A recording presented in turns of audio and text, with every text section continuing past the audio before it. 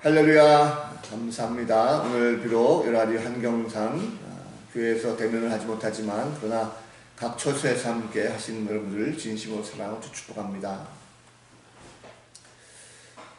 이런 이야기가 있습니다. 철저한 불신자였던 한 청년이 있었는데 그러나 다니던 대학이 미션 스쿨이었기 때문에 학점을 위해서 억지로 채플의 예배에 참석을 해만 했습니다. 다른 많은 학생들도 그와 마찬가지로 억지로 채플에 참석했기 때문에 늘 학생들은 불평과 불만이 많았죠.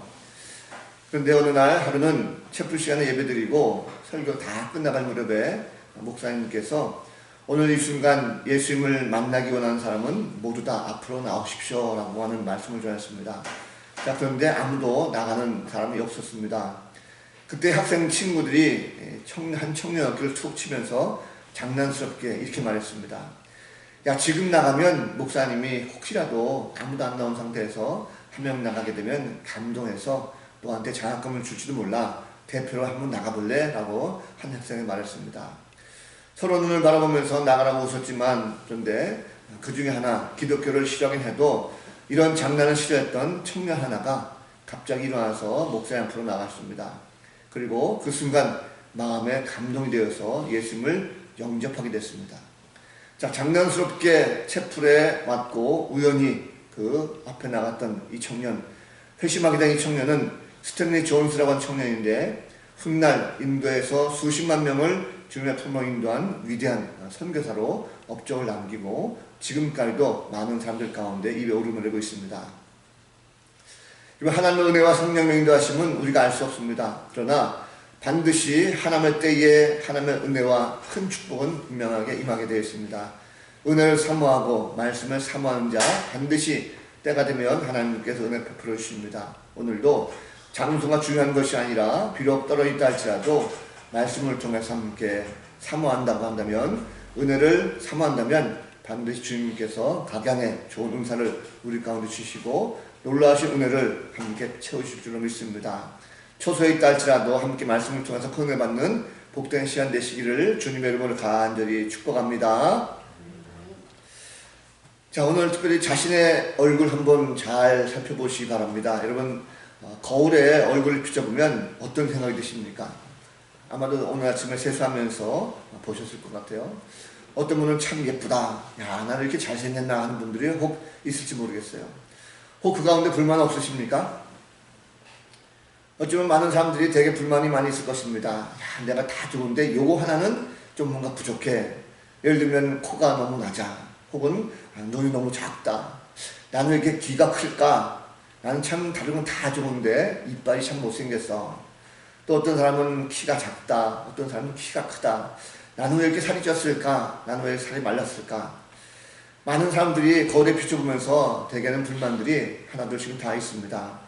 자, 남들이 보기에는 버젓하게 생겼는데 그런데도 불구하고 굉장히 불만이 많죠. 자, 남들과 비교해서 이 점은 내가 참 남들보다 못해, 내가 못하다 라고 하는 여기는 느낌. 그래서 우리는 흔히 말할 때 열등감 이렇게 말합니다. 자, 열등감은 우리의 행복을 가로막습니다. 열등감은 종류가 여러 가지가 있죠. 외모뿐만 아니라 성격이라든지 집안이라든지 혹은 학력이라든지 직장이라든지 여러 가지 등등의 열등감이 있습니다. 자, 성경에 나오는 많은 인물들, 특별히 모세라고 하는 인물을 우리가 쭉 보고 있는데 모세는 과연 열등감이 없었을까 하는 것입니다. 지난주에 이어서 오늘도 모세에 관한 이야기를 좀 더 해보겠습니다. 자, 이스라엘 백성들을 애굽에서 인도해서 하나님께서 가나안으로 내보내겠다 하는 그 말씀 가운데 모세를 부르셨습니다. 자, 그런데 모세는 아니 하나님 내가 누구간데 바로에게 가고 또 이스라엘 자손을 애굽에서 인도하겠습니까? 나는 그럴 만한 능력이 안 됩니다. 나는 아무것도 할 수가 없습니다. 쓸모없는 존재입니다. 라고 대답합니다. 자, 그러자 하나님께서 모세에게 기적을 보여주시죠. 지팡이를 던져라 했을 때 지팡이를 던졌더니 뱀이 되었고 그 뱀을 잡으라 했을 때 뱀을 잡았더니 다시 지팡이 되는 이 표적이 있었습니다. 자, 손을 꺼내라 했을 때 보니까 나병에 걸렸습니다. 그런데 다시 집어넣으라 했을 때 집어넣었더니 나병에 치유되는 이런 표적도 보여주셨습니다. 자, 이런 기적들도 보고 경험했습니다. 이 정도가 되면 하나님께서 이제는 가라 라고 했을 때 모세가 예 하고 출발하기가 맞습니다. 자, 그런데 오늘 본문에 보면 모세는 여전히 자신이 없는 것 같이 보입니다. 오늘 본문 보니까 모세는 오 주여 나는 못 갑니다. 나는 본래 말을 잘하지 못한 자입니다. 라면서 또다시 회피하는 그 모습이 보이고 있습니다. 자, 모세에게는 한 가지 열등감, 말을 잘 못하는 이런 열등감이 있었던 것 같습니다. 자, 그런데 모세가 과연 본래 말을 잘 못했을까라는 거죠. 모세가 본래 말을 잘 못했다라는 것이 믿어지지 않습니다. 왜냐하면 모세는 외모가 아주 출중했습니다. 남들이 볼 때 굉장히 뛰어난 인물이었습니다. 어디 하나 나무랄 데 없는 그런 사람이죠. 오늘날로 말하면 1등 신랑감, 1등 사익감 이렇게 보일 수 있습니다. 자, 애굽의 궁중에서 왕조를 자랐습니다. 당시 최고의 수준을 받았습니다. 최고의 수준의 교육을 받았어요. 자, 말을 만약에 못했다라고 한다면 아마도 그 궁중 안에서 당연히 수사학이라든지 웅변 교육도 받았을 것입니다. 그러니까 말을 잘 할 수 있었던 그런 삶이라는 거죠. 본래 자신감이 넘치는 삶이었습니다. 이스라엘 백성들을 너무나도 사랑했고 애굽으로부터 내가 해방하기 시켰다. 민족 해방에 대한 꿈을 가지고 있었습니다. 비전을 가지고 있었습니다. 이미 모든 것이 다 준비되었던 그런 삶이라는 거죠. 신약성경 사도행전 7장 22절 말씀 보면 모세가 애굽 사람의 모든 지혜를 배워 그의 말과 하는 일이 능하더라 말씀하고 있습니다. 그러니까 그의 말이라든지 행동 하나하나가 이미 다 남들이 다 부러울 만큼 다 가지고 있었던 우월한 사람이었습니다.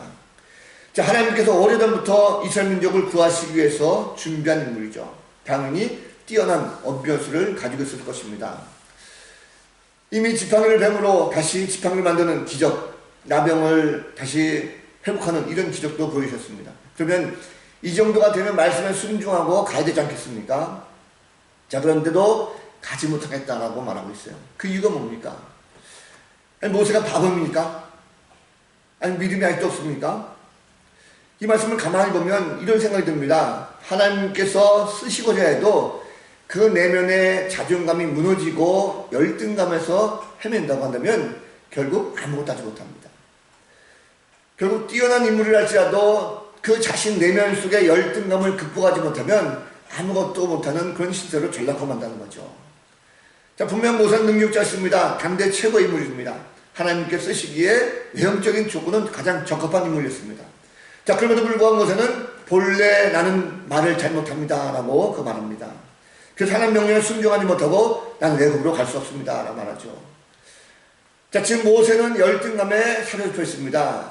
자, 왜 열등감에 사로잡혔을까요? 그의 모든 인생을 보면 그는 지금 미디안 광야로 쫓겨나서 40년 동안 양을 치는 목자로 살았습니다. 왕자의 신분이 아니라 목자의 신분으로 떨어진 자신의 처지를 보면서 자신감이 많이 없어질 것입니다. 제 양떼를 이끌며 초라하게 사는 동안에 사람들에게 만남도 뜸해졌어요. 말수도 점점 줄어들었습니다. 게다가 지금 모세의 나이는 80세가 됐어요. 나이가 들었습니다. 모세는 젊었을 때는 그래도 내가 좀 괜찮았어. 이제 내가 좀 할 수 있었어. 라고 했는데 나이가 들고 이제 주변에 아무도 없다 보니까 자신감도 사라지고 말주문도 없어지고 그러다 보니까 자연스럽게 사람들 앞에 서는 것, 사람들 앞에 말하는 것 자체가 두렵게 느껴지고 있었습니다. 열등감이 가득 찼다는 거죠. 자, 그런데 하나님께서는 그런 모세를 쓰시기 위해서 그의 열등감을 치료해 주십니다. 자, 하나님께서 모세를 출애굽의 지도자를 쓰시기 위해서 불렀지만 모세는 난 못하겠습니다 라고 발표하죠. 나는 본래 말을 잘하지 못한 자입니다. 주께서 주의 종에게 명령하신 후에도 역시 나는 그럽니다. 나는 입이 뻣뻣하고 혀가 둔한 자입니다. 자, 이게 무슨 말입니까? 나는 지금 열등감이 가득합니다 라는 고백이죠. 자신은 말을 잘하지 못한다고 합니다. 입이 둔하고 혀가 무딘 사람이라는 것입니다. 나는 조리 있게 말도 못할 뿐더러 말을 더듬기도 합니다. 그래서 나 같은 사람은 이스라엘 백성들 가운데 가봤자 도무지 그들을 설득시킬 자신감도 없습니다 라고 하나님 앞에 하소연하고 있습니다. 자, 모세는 지금 자존감이 완전히 바닥에 떨어진 상태입니다. 이런 모세에게 하나님께서 뭘 말씀하십니까? 에이 나쁜 놈아, 이 못된 놈아, 야단치지 않습니다. 하나님은 모세가 언어에 문제가 있다는 말에 대해서 부인하지 않고 있어요. 하나님은 이미 다 알고 계시다는 거죠. 자, 모세가 완벽해서 부른 것이 아닙니다. 그의 결점이 왜 없겠습니까? 다 알고 계십니다. 그런데 하나님께서 말씀하시죠. 그러면 그 입을 누가 만들었냐라는 것입니다. 비록 말을 잘못하고 잘 듣지 못한다 할지라도 그들을 지으신 분이 누구냐라고 묻습니다. 앞을 볼 수 있는 사람이나 볼 수 없는 사람이 되게 하신 분 누구냐라고 묻습니다. 이 말씀은 모세가 비록 말주변이 부족하다 할지라도 모세의 입을 지으신 분이 바로 하나님이라는 거죠. 다시 말하면 말을 잘하든지 못하든지 그 입을 지으신 분이 바로 하나님이기 때문에 우리는 그것에 연하지 말라는 것입니다. 말 잘하는 사람은요, 교만해서 안 됩니다. 내가 잘나서 말 잘하는 것이 아니라 바로 하나님께서 그것을 만드셨기 때문에 그렇습니다. 말 못하는 사람 마찬가지입니다. 역시 열등감을 느끼거나 기죽을 필요가 없습니다. 왜냐하면 말 못하는 우리의 입도 바로 하나님께서 만드셨기 때문에 그렇습니다. 입을 지으신 분이 바로 하나님이신데 그 하나님께서 모세의 입에 할 말을 가르치겠다라고 말씀하고 있어요. 자, 비록 모세의 입이 뻣뻣하고 혀가 둔해서 말주변이 없다 할지라도 하나님께서 그 입을 지으셨으니까 내가 그 입에 책임져 주겠다는 것입니다. 하나님 모세의 약점을 잘 알고 있어요. 그런데 그 약점 한가운데 모세와 함께 동행하겠다. 내가 너와 같이 가겠다 말씀하는 것입니다. 모세가 말을 잘 못해서 쭈뼛거릴 때마다 하나님께서 도와주시겠다라고 말씀하는 것입니다. 모세가 할 말을 할 수 있도록 가르쳐 주겠다는 거죠. 여러분, 그렇다고 한다면 사람은 누구나 다 열등감이 있을 수 있습니다. 아니, 다 있습니다. 모세처럼 남들 앞에서 말을 잘 못하겠습니다라고 하는 이런 열등감 있는 사람도 있습니다. 그런데 살다 보면 내 주위의 환경 때문에 남들과 비교하고 내가 저 사람보다 못하다라고 할 때 우리의 열등감은 찾아오게 되어 있습니다. 자, 지금 여러분 한번 곰곰이 한번 생각해 보십시오. 혹시 나는 그 어떤 열등감 때문에 내 자존감이 바닥까지 다 내려앉은 그런 분이 혹시 있습니까? 어떤 사람은 성격에 대한 열등감이 있어요. 나는 성격이 참 안 좋아요. 그래서 남들과 이렇게 비교해보면 다른 사람은 성격이 좋아가지고 참 잘 지내는데 나는 성격이 안 좋아가지고 나는 참 힘들어하고 괴로워하는 사람이 있습니다. 어떤 사람은 집안 때문에 열등감을 사려옵습니다. 결혼하게 될 때 특별히 그렇죠. 상대방 집안과 엇비슷하면 괜찮은데 한쪽이 기울면 우리 집안은 내세울 게 없어 하면서 집안의 열등감을 가지고 낙심할 때가 있습니다. 학력에 대한 열등감을 느낄 때가 있습니다. 나는 비록 고등학교밖에 안 나왔는데 상대방은 대학을 나왔어요. 그러면 열등감을 느끼죠. 또 내가 나온 대학보다도 더 좋은 대학, 인류대학 나온 사람이 있으면 상대적으로 열등감을 느끼게 되어 있습니다. 나는 취업도 못해가지고 맨날 집에서 뒹굴면서 헤매고 있는데 상대방은 대기업에 취직해서 떵떵거리고 잘 다니고 있어요. 그때 비교하면 열등감이 생기죠. 자, 여러분, 열등감의 가장 큰 문제는 무엇입니까? 바로 이 열등감 때문에 자기가 자기 자신을 미워하는 데 있습니다. 그러다 보니까 내가 나를 싫어하는데 다른 사람이 나를 좋아할 리가 없죠. 열등감이 심한 사람은요, 대인관계가 원만하지 못합니다. 그래서 스스로 굴레를 만들고 대인 기피지가 생깁니다. 그래서 요즘 보면 열등감 때문에 은둔형 외톨이가 많다고 그래요. 이런 문제는 쉽게 치료되지 않습니다. 자, 여러분, 그런데 오늘 말씀 보니까 하나님은 전능하신 분이십니다. 모세에게 찾아오신 하나님은 지금 이 순간 우리에게도 찾아오십니다. 그래서 내가 가지고 있는 열등감이 무엇인지 하나님은 잘 알고 계십니다. 그 하나님께서 우리를 돕겠다고 말씀하십니다. 우리를 창조하시고 지금까지 인도하신 분이 바로 하나님이십니다. 내게 지금 무엇이 부족한지, 내가 무엇 때문에 지금 다운되어 있는지, 내가 무엇 때문에 지금 열등감을 가지고 있는지 잘 아시는 분이십니다. 그래서 내가 찾아오셔서 내가 어떻게 해야 될지를 가르쳐 주십니다. 내가 무엇을 필요한지를 알고 계시고 그것을 공부해 주신다는 거죠. 아마 아시는 분은 아시겠지만 저도 처음에 신학 공부할 때 열등감이 왜 없겠습니까? 저도 열등감이 많이 있었습니다. 처음부터 목사가 되려고 한 것은 아니었어요. 단지 신학 공부를 해서 제자들을 잘 가르치고 싶었습니다. 자, 그런데 매일 입학해서 매일매일 체프 시간에 설교되는데 하나님께서 나를 쓰시겠다라고 해서 나를 목사로 부르신다는 것을 점차적으로 깨닫게 됩니다. 이것은 저에게 엄청난 압박으로 다가왔어요. 한 번도 내 입으로 목사가 되겠다고 말한 적이 없습니다. 저야말로 말을 못하고 입이 뻣뻣한 사람이었습니다. 그럼 제 목소리 아시죠? 제 목소리는 아시다시피 째지는 목소리입니다. 이 설교하기 적합한 목소리가 아닙니다. 하이톤입니다. 그래서 듣기 불편한 소리예요. 혀가 짧아가지고 발음도 정확하지 않습니다. 말도 빠르죠. 근데 무슨 목사입니까? 설교할 때 정말 힘듭니다. 절대 아니라고 생각했어요. 그런데도 하나님께서 계속적으로 저를 압박하십니다. 자, 그런데 어느 날, 그날도 역시 마찬가지로 체프 시간에 예배를 드리고 설교를 들으면서 또다시 고민합니다. 왜 하나님께서 나같이 이렇게 어눌한 사람을 목사로 세우려고 할까? 정말 저는 못하겠습니다라고 그날도 또다시 하나님 거부하면서 예배당문을 나섰습니다. 자, 그런데 예배당문을 나온 순간에 정면 벽에 걸려있는 액자가 보였어요. 자, 평소에도 걸려있는 액자였습니다. 그런데 그날따라 그 액자의 말씀이 눈에 확 들어왔어요. 그 말씀이 바로 빌립보서 4장 13절 말씀이었습니다. 내게 능력 주신 자 안에서 내가 모든 것을 할 수 있느니라. 이 말씀이 평상시에도 걸렸음에도 불구하고 그날따라 내 마음속에 확 들어왔습니다. 순간 마음에 평안이 찾아왔어요. 깨닫게 됐습니다. 아, 그렇구나. 내가 비록 말을 못하고 언어를 한다 할지라도 하나님이 능력 주시면 할 수가 있구나라는 것을 깨닫게 하셨습니다. 즉시 다시 말하면 하나님께서 나의 목회를 도와주신다는 거죠. 내가 하는 것이 아니라 하나님께서 하시는 것이 바로 목회다라는 것을 깨달았습니다. 그래서 제가 결단하게 됐습니다. 이건 마찬가지입니다. 내가 가지고 있는 열등감 극복하시기 바랍니다. 내 힘으로 하는 것이 아니라 하나님이 도와주십니다. 내가 할 수 있는 능력이 있는 것이 아니라 하나님 능력 가운데 우리를 만들어주시고 반드시 극복하게 해주시는 사실입니다. 혹시라도 열등감 가운데 다운되어 있는 모든 것이 있다고 한다면 하나님의 능력 가운데 반드시 극복하시는 복된 성도들 다 되시기를 주님의 이름은 간절히 축복합니다. 자, 이 정도가 되면 이제 모세가 정말 하나님 앞에 감사하고 기쁜 마음을 가지고 애굽을 향해서 가야 됩니다. 자, 그런데 모세는 아직도 머뭇거리고 있어요. 마음속에 열등감에 대한 그 쓴뿌리가 얼마나 깊이 박혔는가라는 것을 잘 상상할 수가 있습니다. 자, 그 마음의 깊은 쓴뿌리 참으로 뽑기 어렵죠. 자, 모세는 그런 말씀을 했음에도 불구하고 주님 죄송합니다. 저 대신에 다른 사람 보내십시오. 보낼 만한 사람을 보내십시오 라고 말합니다. 자기는 도저히 안 되겠다는 거죠. 자, 하나님께서 약점 많은 모세이지만 능력을 주시고 함께 하셔서 쓰시겠다고 했는데도 불구하고 기어코 고집을 피우면서 거절합니다. 하나님께서 드디어 화가 나셨어요.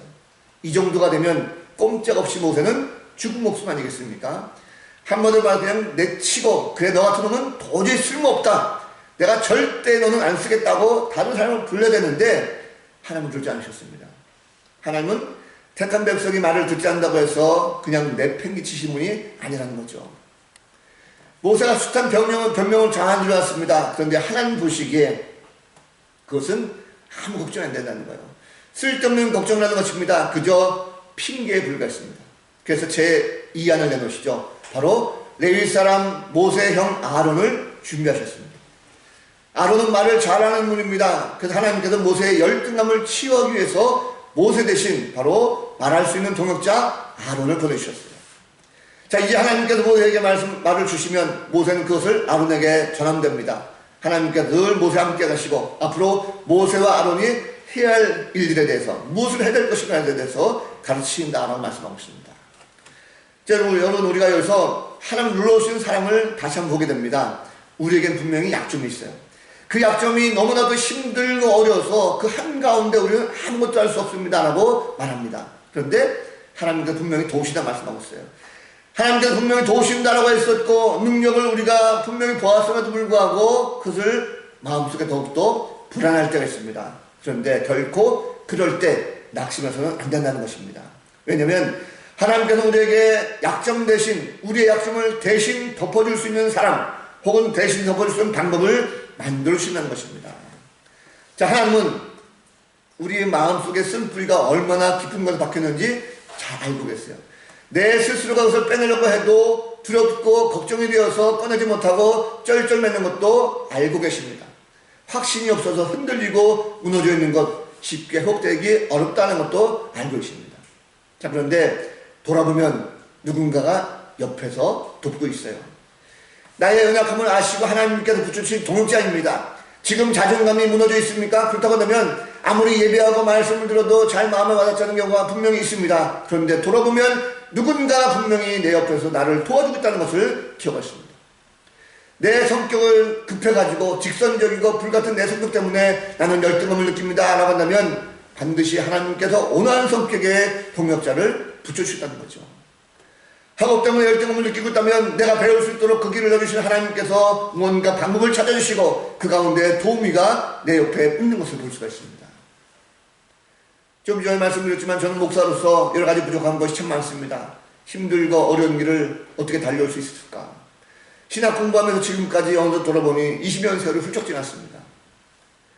물론 입술의 고백을 보면 하나님께서 하셨다고 하죠. 그러나 더욱더 중요한 것은 모든 목회 과정 속에서 내가 쉽게 지치고 낙심할 때 때로는 포기하고 싶을 때도 많았습니다. 그럴 때마다 하나님께서 나에게 주신 것이 있어요. 그것이 바로 동역자들이었습니다. 내가 어떻게 될지 잘 모르고 갈팡질팡할 때 그 길을 동역자들을 통해서 알려주시는 것이죠. 내 입을 대신할 수 있는 동역자가 누굴까? 많은 분들이 있습니다. 생각해보면 제 아내이기도 합니다. 힘들고 어려울 때 저를 옆에서 위로해줬죠. 때로는 말을 잘 하지 못하고 그 행정적인 일에 대해서 문외한이었을 때 장로님들께서 저에게 조언을 해주시답니다. 함께 교회를 이끌어갈 수 있도록 도와주신 거죠. 힘들고 어려운 일을 감당할 때에 권사님들이 함께 도와주셨습니다. 집사님들이 함께 도와주셨어요. 모든 문제가 내가 할 수 없을 때 하나님께서 이런 동역자들을 보내주셔서 함께 한 가지 문제를 해결해 주셨다는 것입니다. 결국 목회는 내가 하는 것이 아니라 하나님께서 하신다는 것을 깨닫게 됐을 때 나의 자존감은 회복되어졌고 지금까지 무탈하게 잘 달려올 수가 있었습니다. 여러분, 그렇다고 한다면 열등감을 극복하시기 바랍니다. 하나님의 능력 가운데 여러분을 붙잡아 주십니다. 하나님은 이 세상 누구보다도 우리의 마음을 잘 알고 계십니다. 나의 마음과 나의 상태를 잘 알고 계세요. 열등감 때문에 도저히 할 수 없을 것 같지만 하나님은 반드시 그것을 할 수 있도록 만들어 주십니다. 내 주위 사람들을 통해서라도 합력해서 선을 주시게끔 만들어 주시는 것입니다. 오늘 말씀 가운데 보면 하나님께서는요, 택한 자녀들이 약점 때문에 주저하는 것 결코 원치 않습니다. 특별히 열등감 때문에 맡기신 사명을 포기하는 것을 바라지 않습니다. 어떻게 해서든지 다시금 세워주기로 하셔요. 하나님 능력이 하나십니다. 세상에서 하나님께 하시지 못할 일 없습니다. 말씀을 통해서 세상을 창조하신 분이십니다. 그분이 무엇을 못하겠어요? 하나님은 우리의 마음과 뜻을 잘 아시는 분이십니다. 그래서 빌립보서 4장 6절과 7절 말씀 보면 이런 말씀이 있죠. 아무것도 염려하지 말고 다만 모든 일에 기도와 간구로 너희 구할 것을 감사함으로 하나님께 아뢰라. 그리하면 모든 지각에 뛰어난 하나님의 평강이 그리스도 예수 안에서 너희 마음과 생각을 지키시리라. 그렇기 때문에 이제는 열등감 속에서 허덕이지 마시고 감사와 더불어 간구함으로 하나님께 아뢰는 성도가 되시기 바랍니다. 우리의 약함을 아시는 하나님께서 친히 위로와 평안을 주실 것입니다. 하나님 우리를 사랑하십니다. 우리의 모든 약함과 허물 가운데도 사랑하시는 것입니다. 그리고 하나님은요, 죄와 허물 가운데 자존감이 무너진 우리를 위해서 하나밖에 없는 독생자 예수 그리스도까지 우리에게 보내셨어요. 예수님께서 이 땅에 오신 목적이 무엇입니까? 여러분과 저를 돕기 위해서 오신 것입니다. 하나님 높은 보좌를 다 버리시고 인간 오실 만큼 우리는 귀한 존재라는 거죠. 우리는 우연히 창조된 것이 아닙니다. 우연히 존재하게 된 것이 아닙니다. 오래전부터 하나님께서 우리를 계획하시고 준비하셨어요. 우리 한 사람 한 사람은 아주 소중하게 지으셨습니다. 그래서 우리는 하나님 앞에서 내가 얼마나 소중한 존재를 우리가 깨닫는 것이 중요합니다. 예수님께서 우리를 살리시기 위해서 친히 십자가에 달려 죽으셨어요. 예수님은 지금도 우리와 함께 하십니다. 성령을 함께 하시면서 말씀으로 우리를 붙들고 계십니다. 우리가 낙심되어 있을 때 예수님은 우리 가운데 찾아오셔서 우리 마음속에 말씀을 넣어주십니다. 그 말씀을 먹고 우리는 다시 일어날 수 있게 됐어요. 예수님의 말씀은 우리가 어디로 가야 될지 무엇을 해야 될지 할지 알게 하십니다. 그래서 이제부터는 약한 마음을 모습을 보이지 마십시오. 나는 이것밖에 안 돼. 나는 할 수 없어. 이런 마음 갖지 마시고 좌절하지 마시기 바랍니다. 인간이라는 것은 누구나 다 열등감이 있습니다. 많은 사람들이 그렇게 말하죠. 나는 본래 이것밖에 안 되는 사람이야. 나는 원래 안 되는 사람이야 하면서 스스로 자신의 능력을 축소시키는 사람들이 많이 있습니다. 이런 사람들은 열등감 때문에 행복하지 못하고 항상 불안 속에서 머무는 사람들입니다. 세상이 악해지다 보니까 이런 낮은 자존감 때문에 스스로 자신을 가두는 사람들이 점점점 더 많아지고 있습니다. 빠르게 변화가는 세상 속에서 적응하지 못하고 쉽게 포기하는 사람들이 많이 있다는 것입니다. 그리고 하나님의 능력은 열등감을 이길 수 있습니다. 그 능력이 열등감을 이기게 합니다. 세상의 능력은 한계가 있어요. 그러나 하나님의 능력은 무한합니다. 나는 못합니다. 그런데 하나님께서 능력 주셔서 할 수 있게 채워주십니다. 그리고 그것을 감당할 수 있는 능력도 나에게 주시다는 것입니다.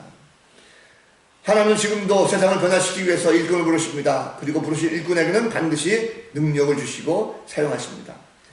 하나님의 능력은 자신감을 가지고 전진하게 하십니다. 결코 막힘없이 뻗어가게 하십니다. 열등감 속에 머무는 사람은요, 하나님의 능력을 체험할 수가 없습니다. 스스로 굴레를 벗어나지 못할 때 우리는 하나님을 철저하게 의지할 것이 필요합니다. 하나님을 믿고 그분의 능력을 구할 때 반드시 하나님은 역사하십니다. 하나님의 능력을 믿고 따르는 자는 현세에서의 육체의 회복뿐만 아니라 영적인 회복도 얻게 해주십니다. 믿는 자들은 이미 영생에 대한 하나님의 능력을 경험한 자들입니다. 자, 다시 오늘 말씀을 시작할 때 우리에게 비춰주었던 모세의 모습 참으로 초라했죠. 애굽에서 화려했던 그 시절을 다 잊은 상태였습니다.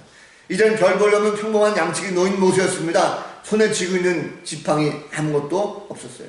그 지팡이는 평범한 양치기 목자의 지팡이에 불과합니다. 자, 그런데 이제 말씀을 듣고 이제 달라졌어요. 열등감을 회복한 모세의 지팡이, 이제는 양치기 목동의 지팡이가 아니라 바로 하나님의 지팡이가 되었습니다. 모세가 이때부터 하나님을 믿는 사람으로 다시 한번 크게 말씀입니다. 머뭇머뭇하던 자가 아니라, 말도 못하고 어눌던 자가 아니라, 이제는 하나님의 능력을 경험한 사람으로서 하나님을 신실하게 믿는, 철저하게 믿는 사람으로 바뀌게 되었습니다. 하나님의 능력의 지팡이를 통해서 기적을 일으키는 사람이 되었습니다. 이후에 말씀 보면 모세는 결코 비굴하거나 초라한 모습 보이지 않습니다. 매사에 당당하고 자신감 있는 지도자로 수양받는 걸 볼 수가 있습니다. 하나님의 능력을 믿고 담대하게 나갑니다. 이제는 영적 지도자로서 이 백성들을 애굽에서 끌어내기에 부족함이 없는 사람이 되었습니다. 애굽 바로왕 앞에 가기까지도 결코 죽음까지도 두려워하지 않는 그런 지도자였던 거죠. 이전에 애굽 왕자보다도 더욱더 강건한 영적 지도자로 쓰임받는 걸 볼 수가 있습니다. 자, 말씀을 정리합니다. 여러분, 하나님은 지금도 일꾼 부르십니다. 우리는 모두 다 하나님의 부르심을 받은 일꾼들입니다. 하나님은 결코 외모나 학력을 보지 않습니다. 나이가 많고 적음을 따지지 않습니다. 하나님의 부르심은 결코 후회가 없으십니다. 그렇다면 여러분, 지금 여러분의 자존감은 어떻게 되어 있습니까? 매사에 우리가 자신감을 가지고 살고 있습니까? 아니면 열등감 속에서 여전히 헤매고 계십니까? 혹시라도 열등감 속에서 헤매고 계시다고 한다면 속히 극복하시기 바랍니다. 만약에 극심한 컴플렉스에 시달리고 있다면 좀 빨리 벗어나서 당당하게 앞으로 나아가시기 바랍니다. 분명 하나님께서 우리가 무엇을 해야 될지, 어떻게 해야 될지를 알게 하실 것입니다. 혼자 할 수 없다고 한다면 함께 합력해서라도 이기게 하십니다. 요즘 코로나19가 다시 심상치 않다 그러죠. 어수선합니다. 교회는 교회대로 수리한다고 어수선합니다. 몸과 마음이 다 어수선한 이런 상태에서 우리가 무엇을 할 수 있을까? 아무것도 할 수 없다고 해서 열등감에 빠지고 자존감에 나락을 떨릴 것이 아니라 우리는 이런 상황 속에서도 기도할 것이 필요합니다. 교회의 말을 듣지 않는다 해서라도 기도는 쉬어서는 결코 안 되는 것입니다. 사랑하는 성도 여러분, 매일매일 기도하는 삶을 사시기 바랍니다. 아침에 시간 정해놓고 기도하시기 바랍니다.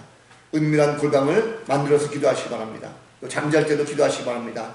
기도하는 자에게 하나님께서 능력을 역사하십니다. 이번 한 주간 동안도 코로나19 교회 여러 가지 수용 봉사하는 것, 가정에서도 많은 일들이 있을 것입니다. 그러나 쉬지 마시고 이번 한 주간 동안도 가정에서 일터에서 항상 수시로 기도하시고 날마다 영적 전쟁에서 승리하시는 거룩한 성도들 다 되셔서 혹시라도 열등감에 해먹은 모든 것이 있다고 하면 다시금 완전하게 극복하시고 그 가운데 늘 승리하는 한 주간 삶이 되시기를 우리 구주 예수 그리스도 이름으로 간절히 축원을 드립니다. 아멘. 기도하겠습니다. 은혜가 풍성하신 아버지 하나님, 삶에 남들과 비교하면서 열등감에 치우칠 때가 참 많습니다. 그것이 너무나도 깊어서 우리 스스로가 어찌할 바를 모르고 그저 나락 가운데 머물러 슬피 울며 이르게 때가 참 많습니다. 하나님, 그러나 우리를 누구보다 잘 아시는 하나님께서 나를 붙들으시고 나를 청구하시는 하나님께서 이 모든 것을 다 극복할 수 있는 힘과 능력을 주실 줄로 믿습니다. 내가 하는 것이 아니라 하나님께서 능력 주셔야 이 모든 것을 할 수가 있습니다. 자비로우신 하나님, 온 성도들 마음 가운데 더 이상 열등감에 헤매지 않게 하시고 잘 극복하게 하시고 믿음 가운데 승리하는 한 주간 삶이 되게 하여 주옵소서. 감사 찬양하옵고 예수 그리스도 이름으로 간절히 기도하옵나이다. 아멘.